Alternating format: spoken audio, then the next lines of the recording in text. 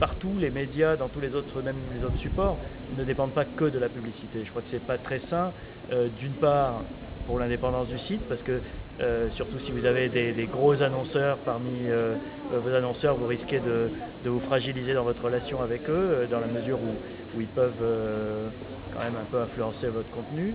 Et deuxièmement, c'est aussi conjoncturel la publicité. Là, on voit bien, avec la crise, les recettes publicitaires baissent.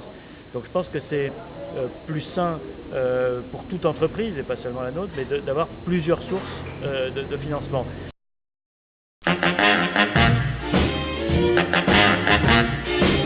Nous, on ne croit pas au modèle payant parce que le mode de circulation de l'information sur Internet, c'est le viral, c'est-à-dire que personne ne peut revendiquer une relation exclusive avec un internaute.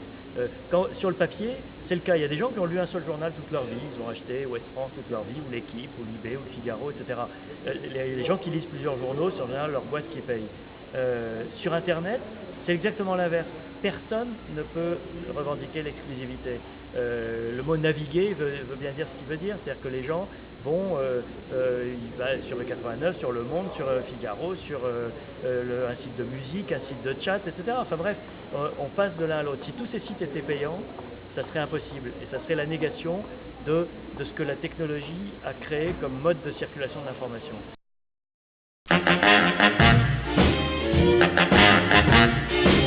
L'erreur de Mediapart, je dis franchement, c'est de vouloir plaquer le modèle de la presse écrite sur Internet. Nous, on estime qu'il faut réinventer des choses. On est sur une page blanche. On n'est pas en train de faire... C'est pas le prolongement d'une vie antérieure. On est sur une page blanche.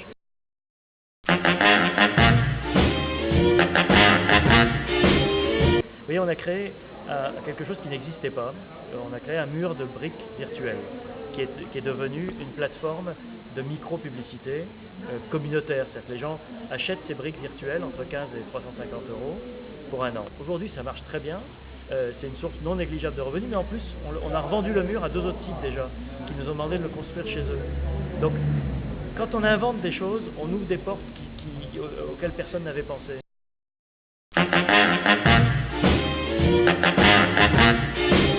En mars, on est à 1 150 000 sur Nielsen, qui est la référence du secteur.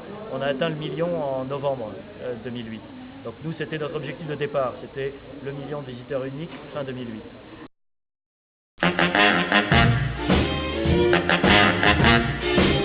Quand on a démarré il y a 2 ans, tout le monde nous avait dit, vous verrez, 1 million de visiteurs uniques, vous rentrez dans l'écran radar des annonceurs et vous aurez quasiment automatiquement des recettes publicitaires conséquentes. De fait, entre-temps, d'abord la crise est arrivée, qui a baissé l'espérance de recettes publicitaires, et puis je pense que la règle du jeu d'Internet est en train de changer. La publicité change de nature, la règle du jeu du marché se modifie. Et donc, il n'y a pas d'automaticité. On a plus d'1 million de visiteurs uniques aujourd'hui. On a des recettes publicitaires, mais qui ne sont pas au niveau qu'on nous laissait miroiter à l'époque.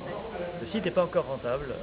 On perd encore de l'argent, mais enfin bon, vous savez, on est en 2e année d'activité, plongé au milieu de la crise économique du siècle. Bon, si on était rentable, je pense qu'on mériterait le prix Nobel d'économie.